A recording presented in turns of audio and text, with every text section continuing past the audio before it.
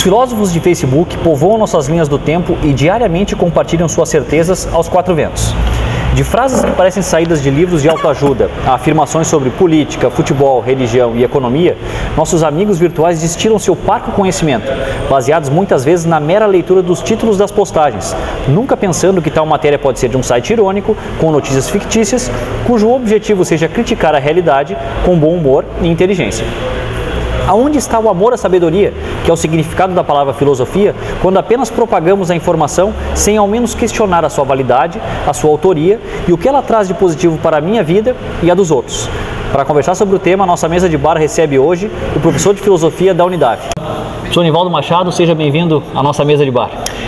Muito obrigado pelo convite. Fiquei assim encantado de encontrar um ex-aluno, hoje um amigo. Que bom. Eu acho que poderia ser certamente um professor hoje da área de jornalismo, um talento especial.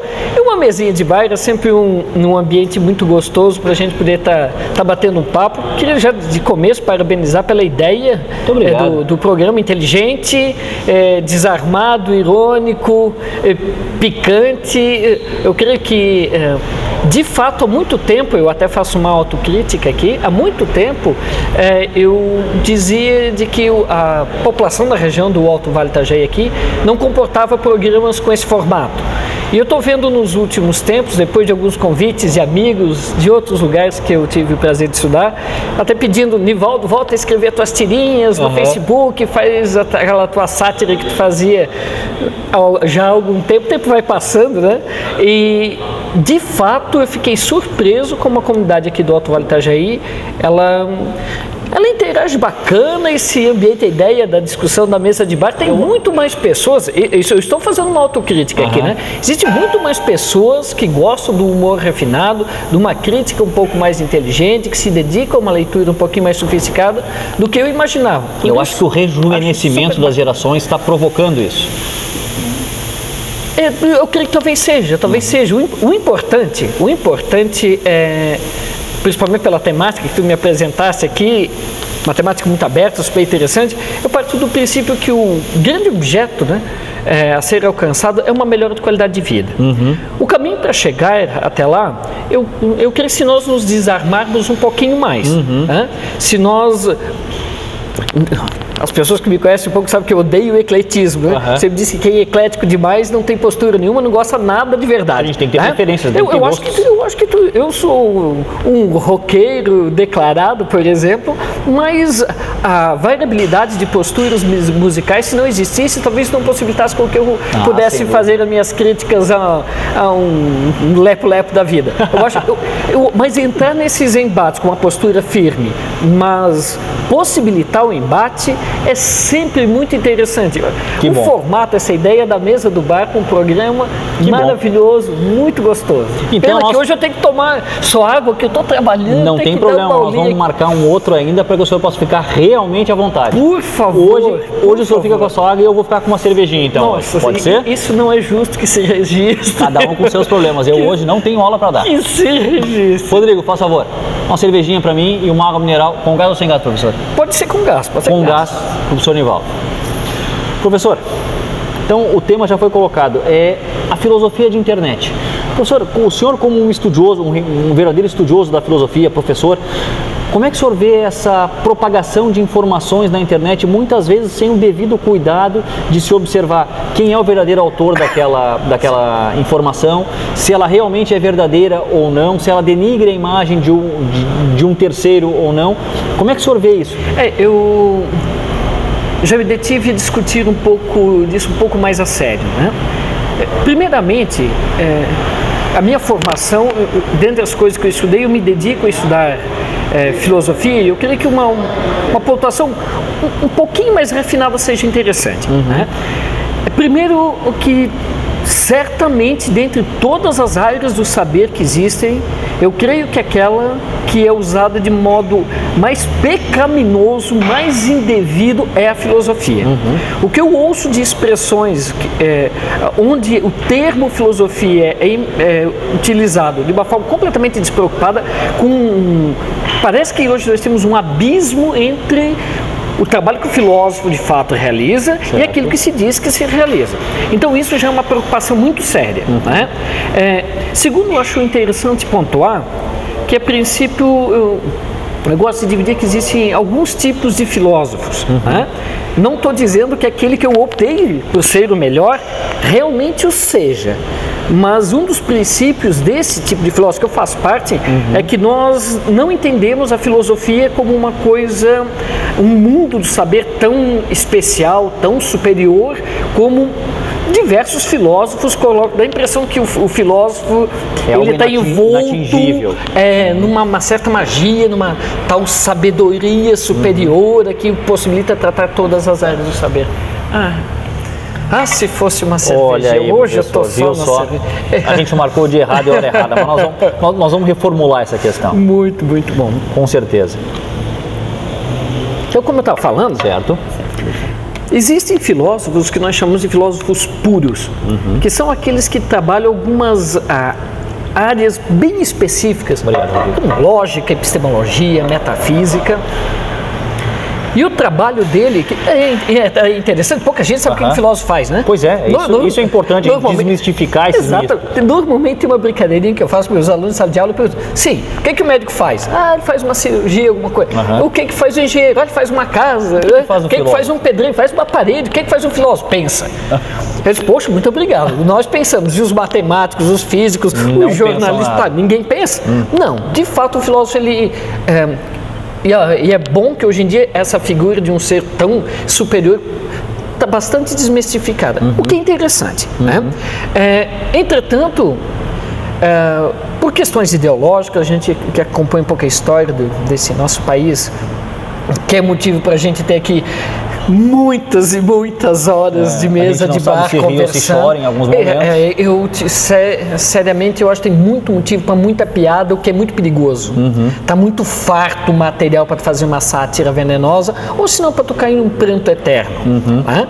Mas então nós temos um tipo de filósofos que eles se dedicam a um trabalho bem de estrutura de argumento.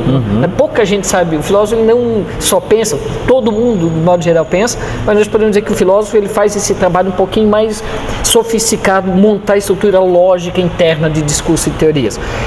Eu gosto muito disso, mas eu tenho alguns amigos que brigam comigo por causa disso, mas eu trabalho muito próximo, eu sou um filósofo muito próximo, mas muito próximo ao trabalho do cientista. Certo.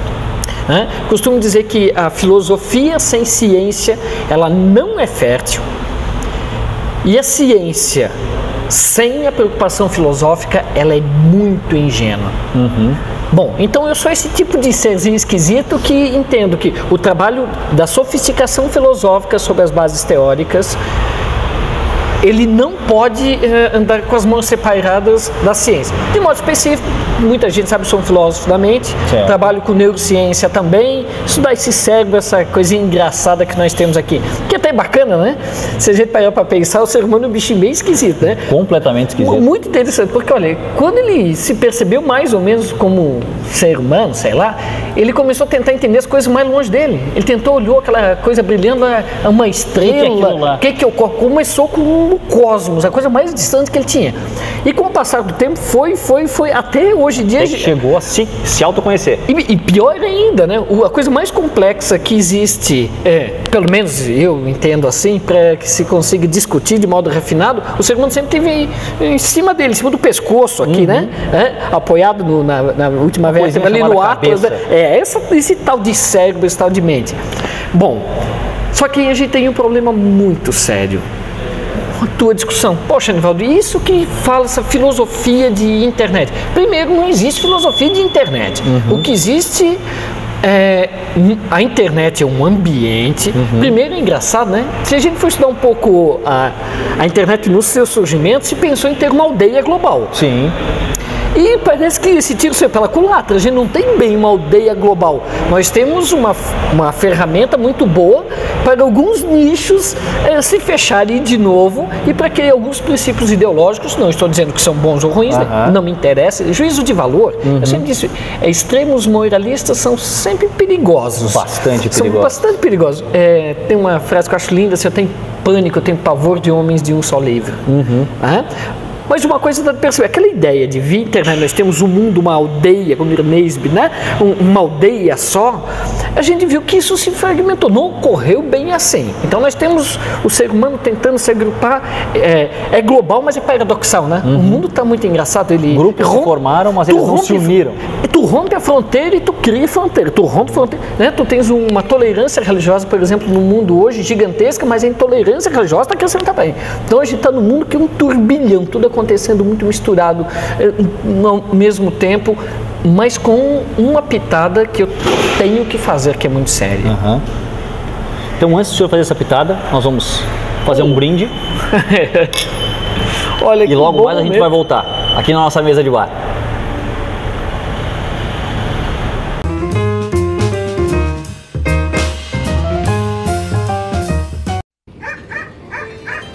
O Bob trouxe uma novidade para você ficar bem informado e fazer negócios. Jornal Diário do Alto Vale. Que amigão! O Bob quer seu dono bem informado. Por isso está trazendo uma oportunidade de você ser assinante Diário do Alto Vale. Receba todos os dias o mais completo e comprometido com a informação e com você. Assine já 0800 642 1717.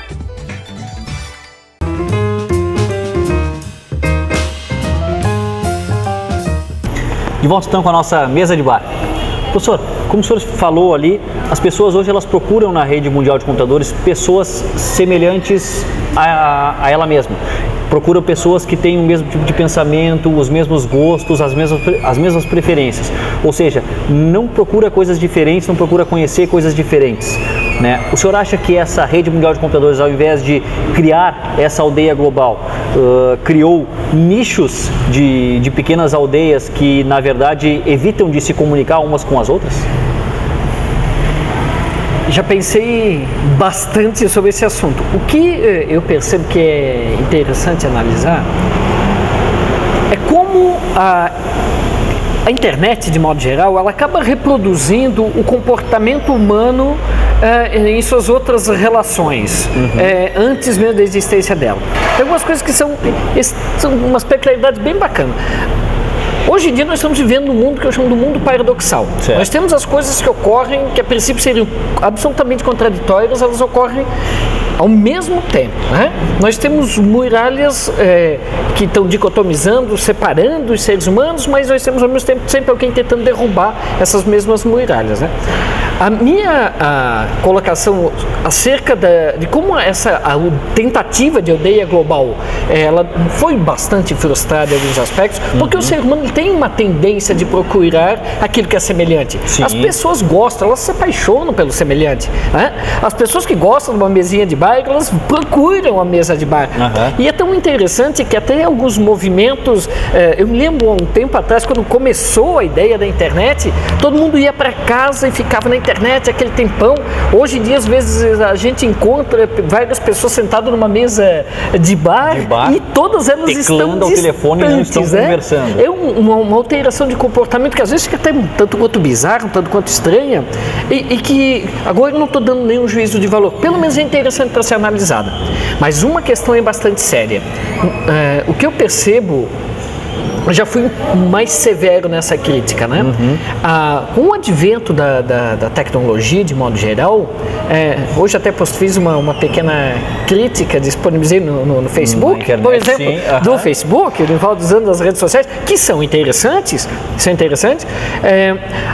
não é dando tablets para alunos, não é botando nas salas de aula data show que tu vai formar um cidadão de verdade, que tu vai formar um intelectual, um profissional de ponta ou um professor de qualidade.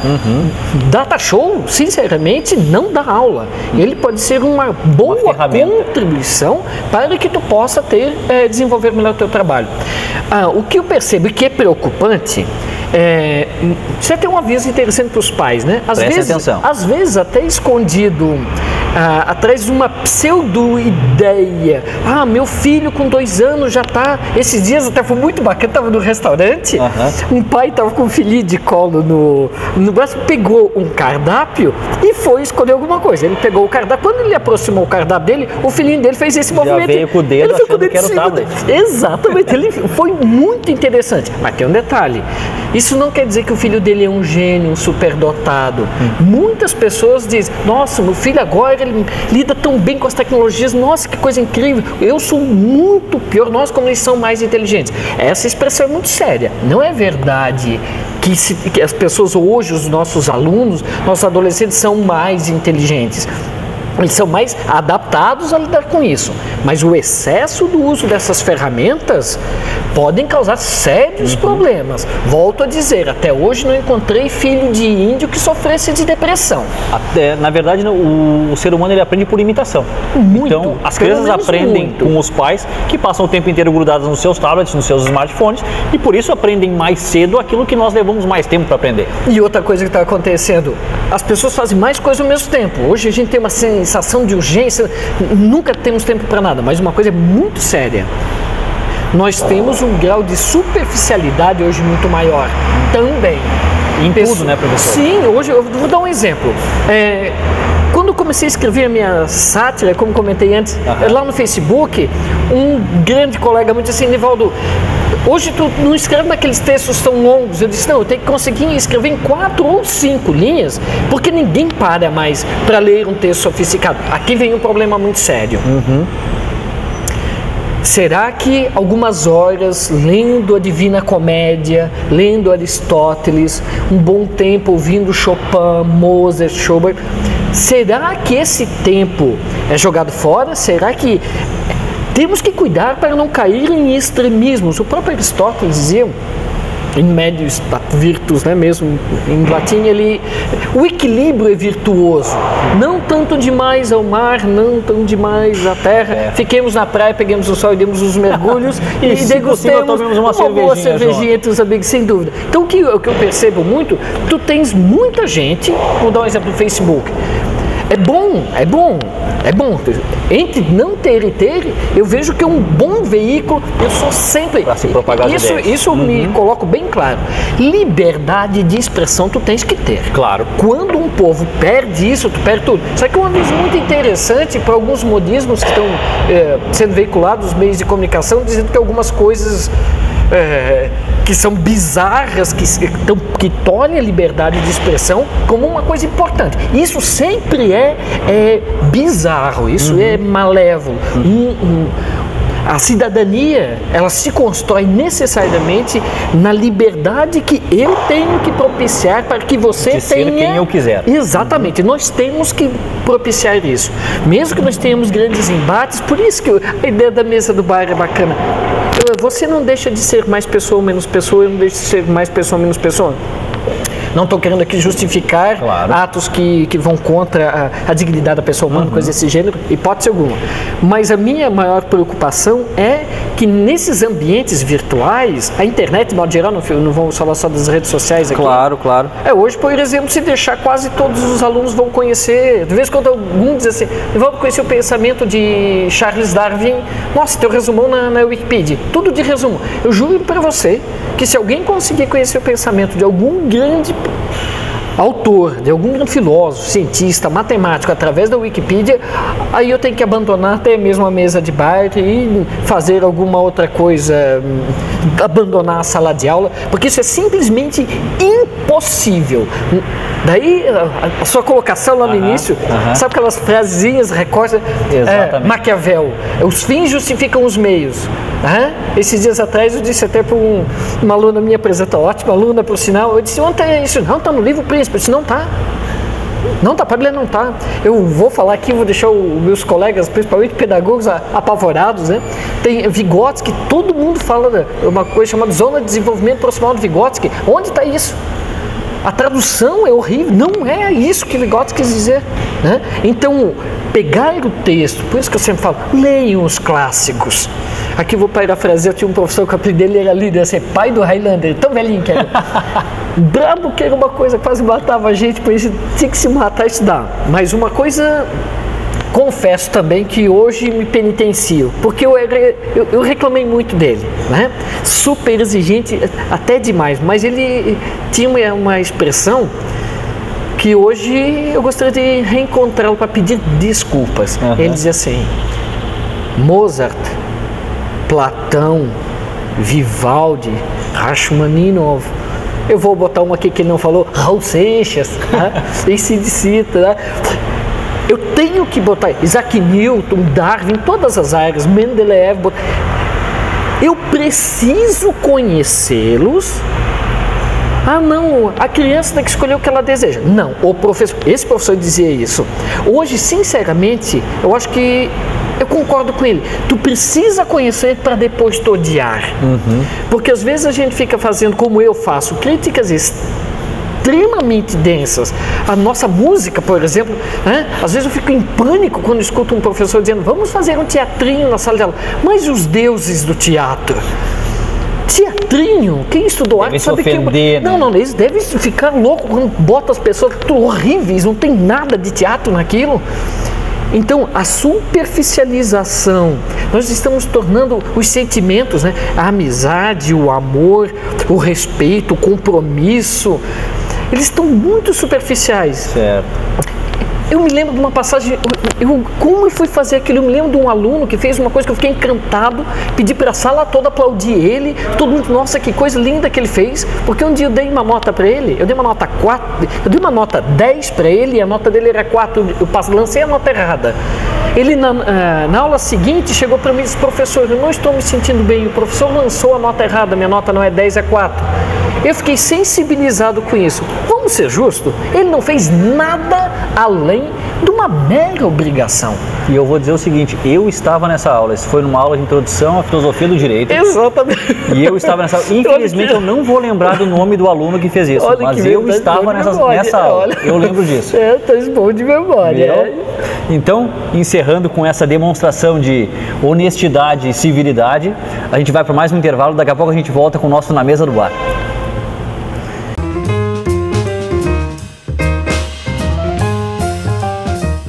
O Bob trouxe uma novidade para você fazer negócios. Classificados diário do Alto Vale.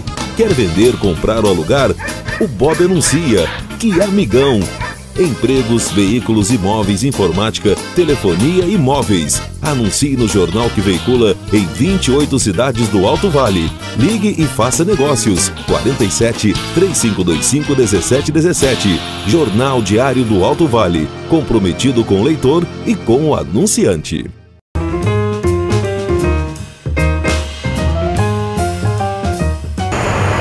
Estamos de volta com o nosso programa Na Mesa do Bar, gravado diretamente das dependências da Bowling House, a melhor opção de lazer e entretenimento do Alto Vale do Itajaí. São 6 pistas de boliche, mesas de sinuca, air hockey, brinquedos para as crianças, um delicioso chopp da Eisenbahn e petiscos deliciosos. De terça a domingo, sempre às 18 horas, sua diversão está aqui. Venha conferir. Aí agora com a sessão nos bares do mundo. Professor, já que a gente está falando de redes sociais e da busca que as pessoas têm em encontrar seus semelhantes na rede mundial de computadores, tem uma notícia interessante aqui. Um aplicativo chamado Cloak que evita encontrar por acaso pessoas indesejadas.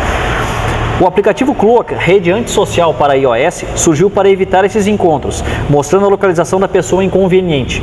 Basicamente, o aplicativo utiliza os dados do Foursquare e do Instagram para definir o local dos seus contatos.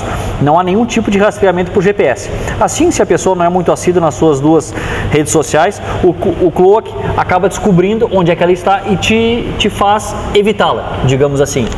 O que o senhor acha de uma rede antissocial, um aplicativo que evita encontrar pessoas desagradáveis?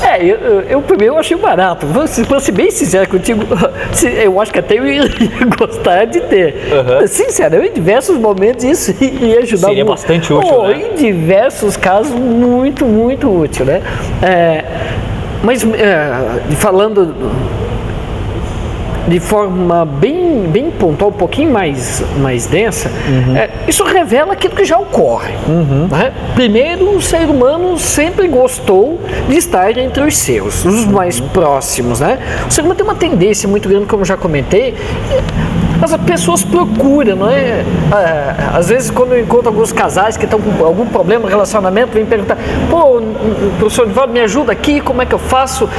Nós somos um casal, nós nos amamos tanto, nós somos tão diferentes que nós nos completamos. Bom, primeiro, é bem verdade que casais que são muito diferentes se completam, né? Em ambientes físicos, polos opostos se atraem. No ambiente humano, entre humanos, normalmente o que se atrai são polos semelhantes. Não vem dizer essa história que um dia eu vou ficar apaixonado por quem vai gostar de um sertanejo universitário, porque jamais não vai ter nenhuma possibilidade.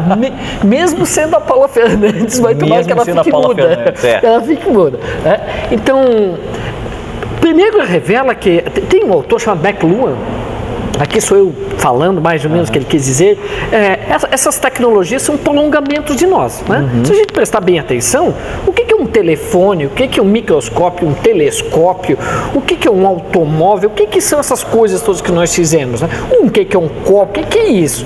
É a minha mão para tomar água. O que é um binóculo? Eu estou aumentando, eu estou estendendo a minha visão. O que é o telefone? Eu estou falando mais, eu estou ouvindo. É só isso. Na realidade, os critérios humanos, eles permanecem. O que acontece com a tecnologia, que devido ao ritmo extremamente acelerado, torna possível com que essas mesmas características se prolonguem. Aqui tem um evento que eu acho interessante a gente conversar.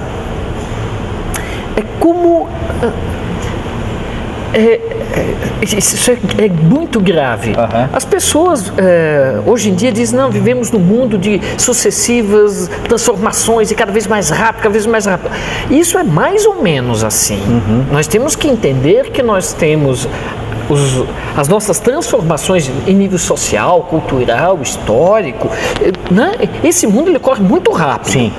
Mas se nós formos perceber, modificações até mesmo no nível cultural, como questões religiosas, já é muito difícil nós conhecermos pessoas que trocaram de religião na sua vida. No máximo trocam de igreja, né? Mas de religião, vamos supor, ser um brahmanista, um shintoísta, um islâmico, católico pro judaísmo. Isso é muito difícil. Já é algo que demora um pouquinho, mas já não é mais tão rápido como todo mundo diz. Hoje tudo é muito rápido. Não é verdade. Isso é uma inferência.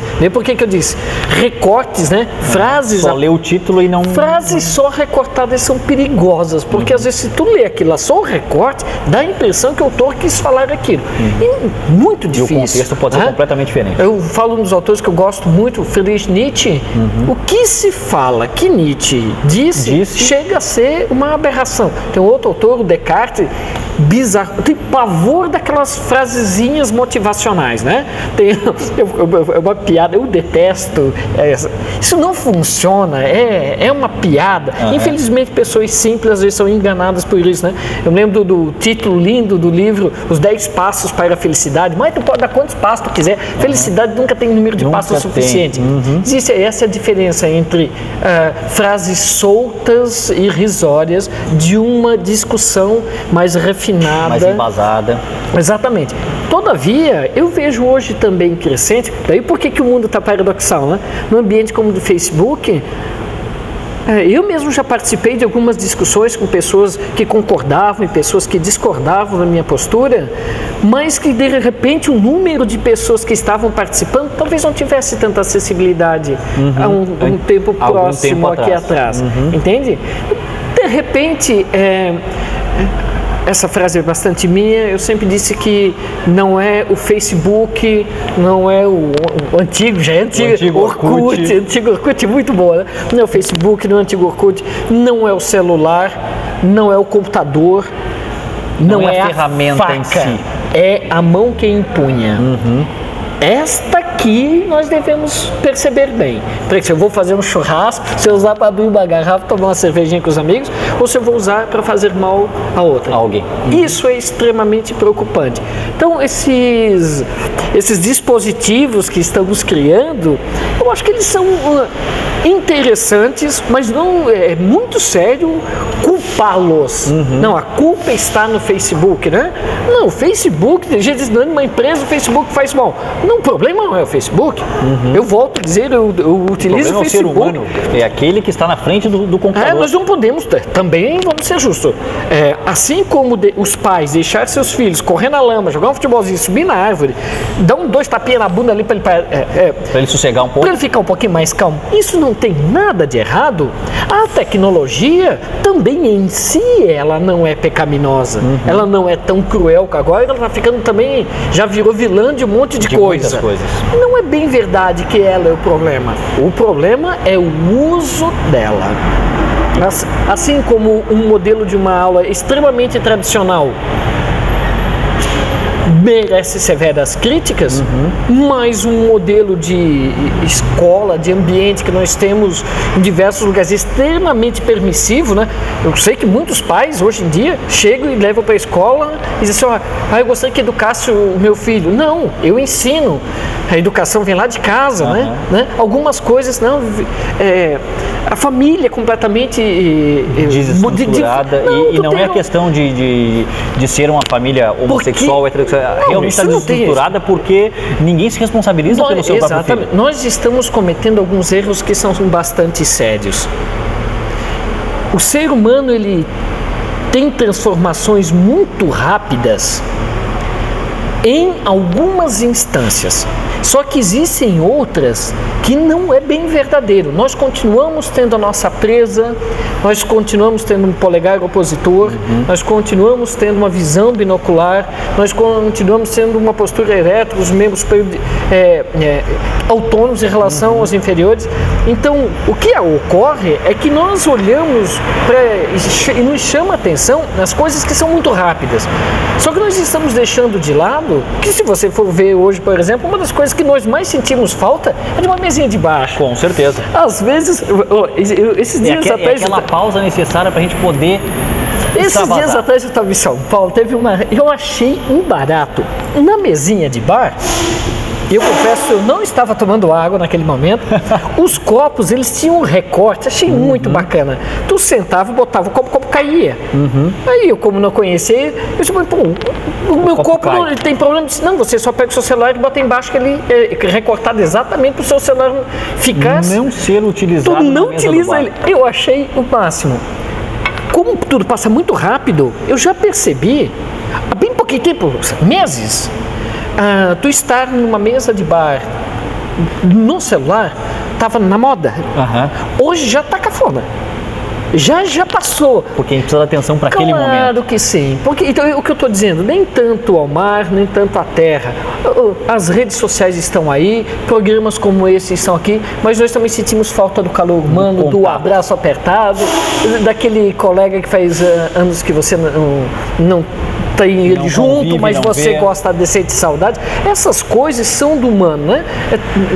Nós somos demasiadamente humanos. Vamos aproveitar um pouquinho mais a vida fora das redes sociais, mas depois de assistir o programa, tá? Fica uma boa ideia. Viu? Professor, obrigado pela sua presença hoje aqui na nossa mesa de bar.